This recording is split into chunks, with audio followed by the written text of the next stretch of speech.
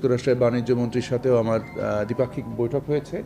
আমরা আমাদের টিম দফাওয়ারিভাবে যারা আমাদের সাথে নেগোসিয়েশনে সংশ্লিষ্ট ছিলেন প্রায় 35-40 জনের সাথে আমাদের আলাপ হয়েছে এবং আমরা 3 দিন খুবই এঙ্গেজ সময় কাটিয়েছি। আমাদের মধ্যে যথেষ্ট আলোচনা হয়েছে, পরামর্শ আকারে আমরা সুন্দর সুন্দর কিছু পরামর্শ এখানে পেয়েছি।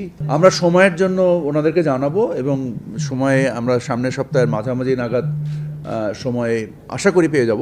হার নির্ধারণ করার অঙ্কটা আমি আসলে নিজে জানি না কিভাবে আপনি হার নির্ধারণ করবেন, তবে আমি বলবো যদি আপনি সাবজেক্টিভলি আমার কাছে জিজ্ঞেস করেন তাহলে আমাদের আলোচনা যথেষ্ট এঙ্গেজিং ছিল এবং আমরা আশা করি যে আমরা এখান থেকে একটা প্রাসঙ্গিক যে আমাদের আমরা যৌক্তিক যে শুল্ক নির্ধারণ করবে আমাদের রপ্তানির উপরে, কারণ আমরা প্রতিযোগিতামূলক মূল্যে বা মার্কিন যুক্তরাষ্ট্রের বাজারে ব্যবসা করি।